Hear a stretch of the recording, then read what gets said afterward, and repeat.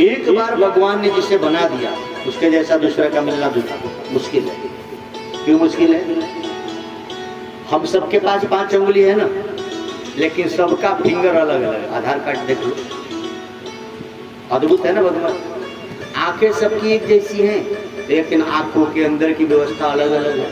तभी तो आधार बना है। इसका अर्थ यह है कि आप जैसा दूसरा जल्दी नहीं आएगा धरती पर। जो यहाँ से चले गए उनके जैसा, जैसे राम गए तो राम ही कृष्ण बनकर आए, लेकिन कृष्ण राम जैसा नहीं। राम जैसा हुए क्या करना? नहीं। आपके घर से जो चला गया अथवा आपके गांव से जो चला गया फिर वैसा का वैसा मिले, संभव नहीं।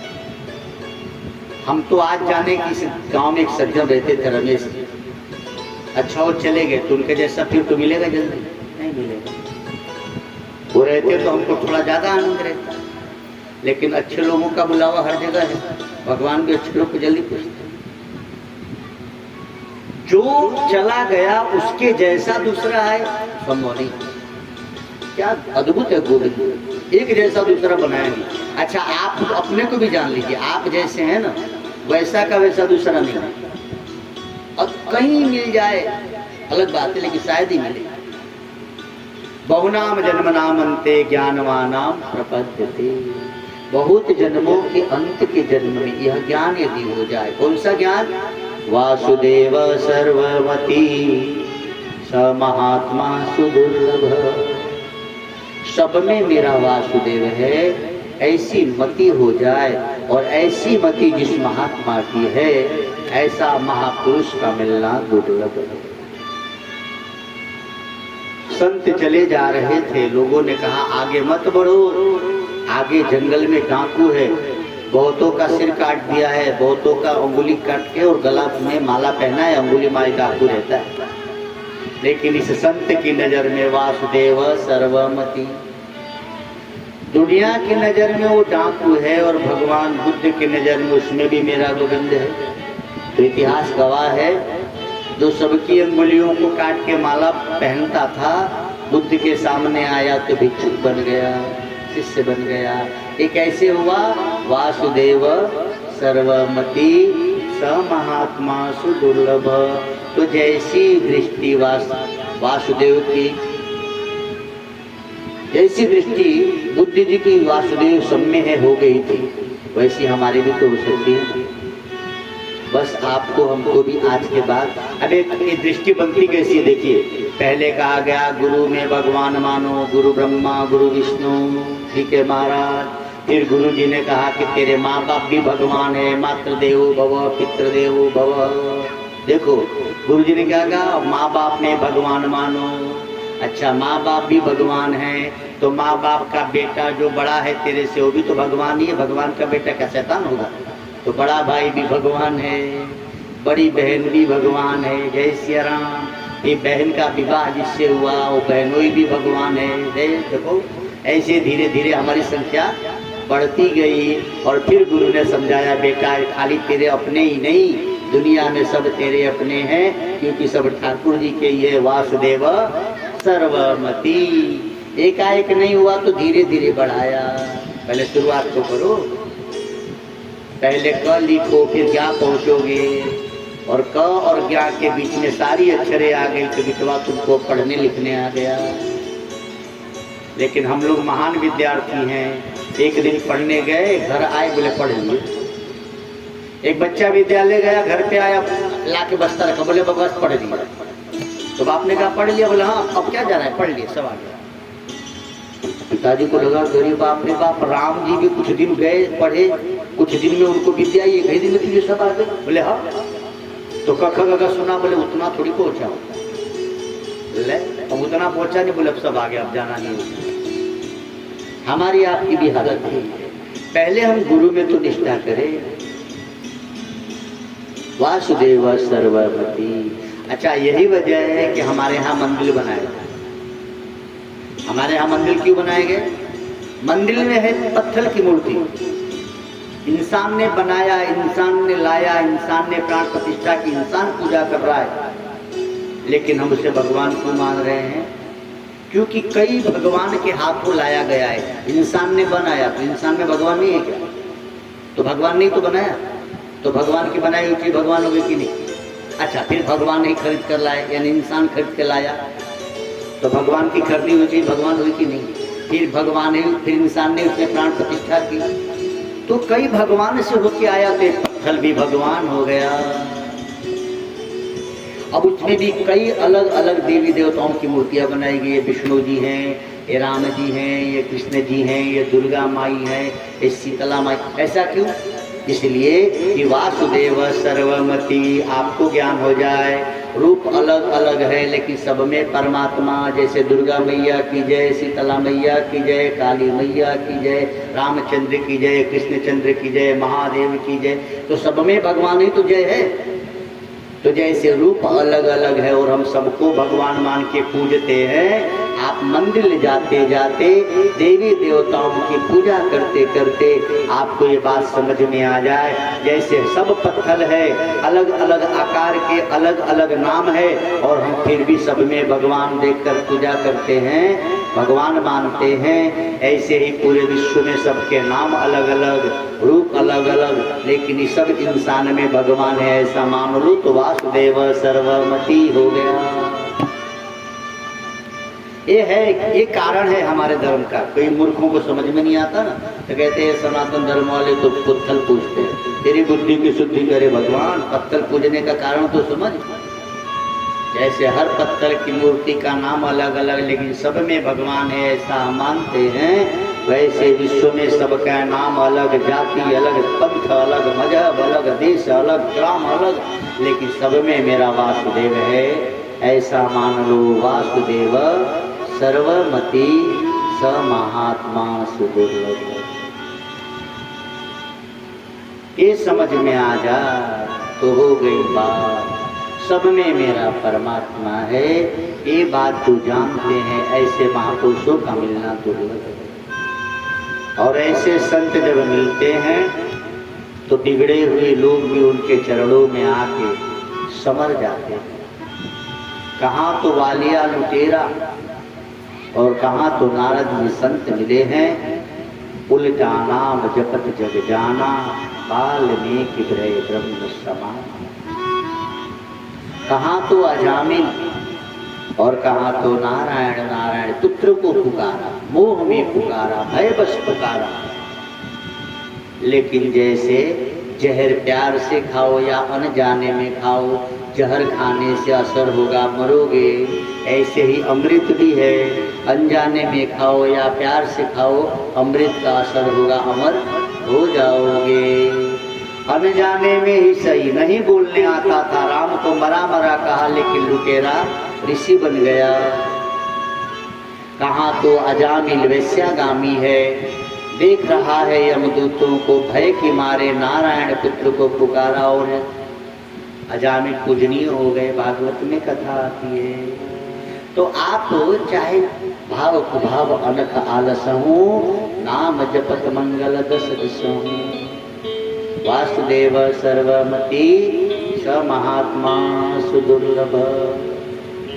अच्छा, यदि सब में नहीं देख सकते हो तो क्या करो, आंख बंद करके अपने हृदय में पहले देखना शुरू करो।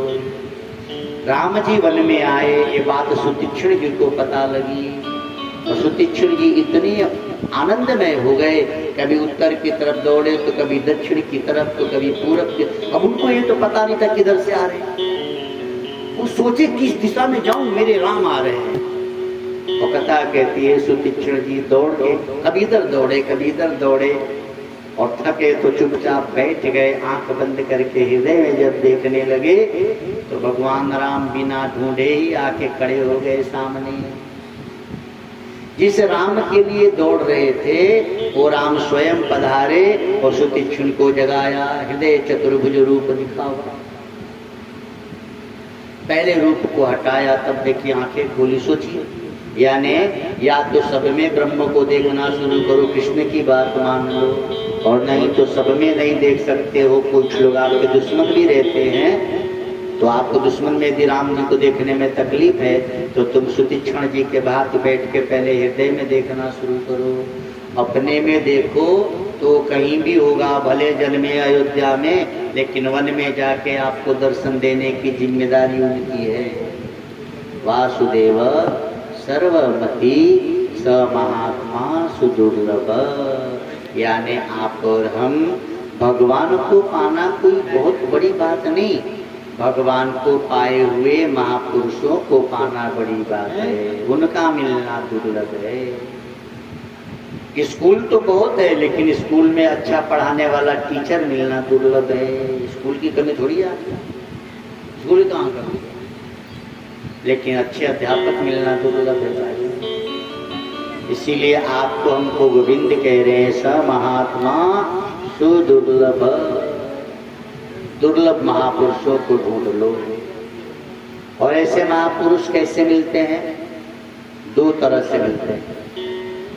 एक तो हरि की कृपा हो जाए तो, और दूसरा पुण्य पुंज एकत्र हो जाए तो। अब मोहिभा भरोसे हनुमंता, बिनु हरि कृपा मिलहि नहीं संता। गणेश्वर जी कह रहे हैं हरि कृपा हो जाए तो। और उसी रामचरित में कहा गया, पुण्य पुंज बिनु मिलहि न संता, सत्संगत संस्कृत कर।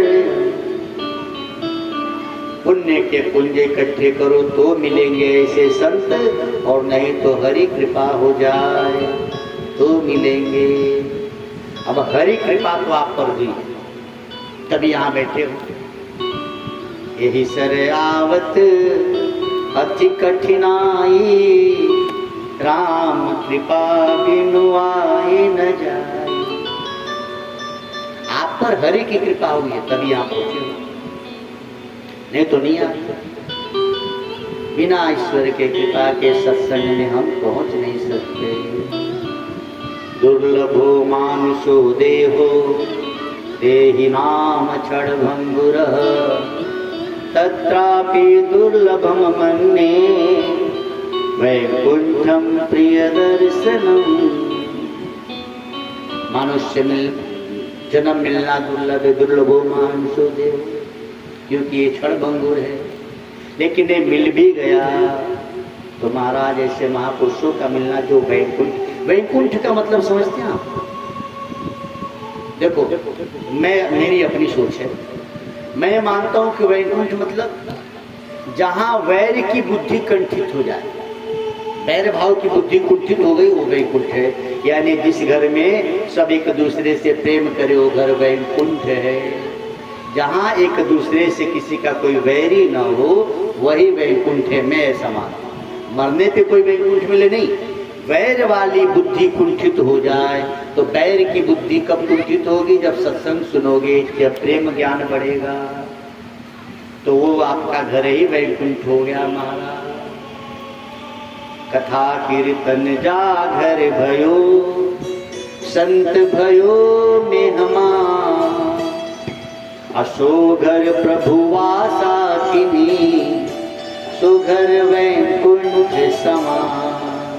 शास्त्र कह रहे हैं वैकुंठ का है तो कथा कीर्तन जागर भयो, जहाँ कथा कीर्तन हो, संत भयो मेहमान, जहाँ संत रहते हो। कोई आ गया आपने रख लिया, भैया महाराज यहीं विराजो। वाघर प्रभु वासा किन्हीं, तो घर वैकुंठ समान। और क्या कहते हैं? कथा कीर्तन जागर नहीं, जहाँ कथा कीर्तन ना होता हो, बोले हम कुछ नहीं मानता, संत नहीं मेहमान। फिर क्या होगा तुम्हारे घर? वाघर यमड़ा डेरा की, उस घर पे यमराज का पहरा होगा। सो घर शमशान समान। अब आप सोच लो, घर को वैकुंठ बनाना है कि शमशान? तुम्हारी मर्जी। अच्छा, हमारी मर्जी ना घर को साफ करके कचरा करें? बोलो बहन, मर्जी तुम्हारी है। तुम झाड़ू ना लगाओ तो बिना कहे गंदा रहेगा। खेत में किसान घास न निकाले तो घास लगाना नहीं पड़ता, वो अपने आप आ जाता है। सफाई न करो तो गंदगी बुलानी नहीं पड़ती, अपने आप आ जाती है। वैकुंठ नहीं बनाओगे तो फिर समा मसान तो बन ही जाए महाराज। इसीलिए कथा कीर्तन घर में हो, शंख बजाया करो, घर में दीपक जलाया करो, घर में धूप बत्ती जलाओ। ध्यान देंगे घर में अगरबत्ती न जलाए। अगरबत्ती में बांस की काठी लगती है, उस स्वास्थ्य के लिए अच्छा नहीं। आपके हमारे धर्म में ब्राह्मण कुल के लोग बैठे हैं, हमारे यहाँ मंत्र है ही नहीं अगरबत्ती की कोई। धूपा माघ्रा पयामी, धूप बत्ती की मंत्र है वेदों में, अगरबत्ती की कोई मंत्र नहीं है। अगरबत्ती घर में जलाना ही नहीं चाहिए, वंश का नुकसान होता है, उसमें बांस की काठी होती है। और हमारे धर्म में मुर्दे की चिता में भी, लाश में भी हम लोग बांस नहीं जलाते। लेकिन ऐसा हम हिंदुओं को पागल बनाया गया है, घर में अगरबत्ती कभी न जलाए। वो आपके श्वास की रोग बनाएगी, क्योंकि उसमें जो काठी लगी है बांस को जलती है साथ साथ, और वह सीधा आपके हार्ट को प्रॉब्लम कर देती है। इसीलिए अगरबत्ती जलाने से बचो। यहाँ तो बस नकल करते हैं बिना अकल के, अकल से नकल करनी तो शकल बिगड़ जाएगा।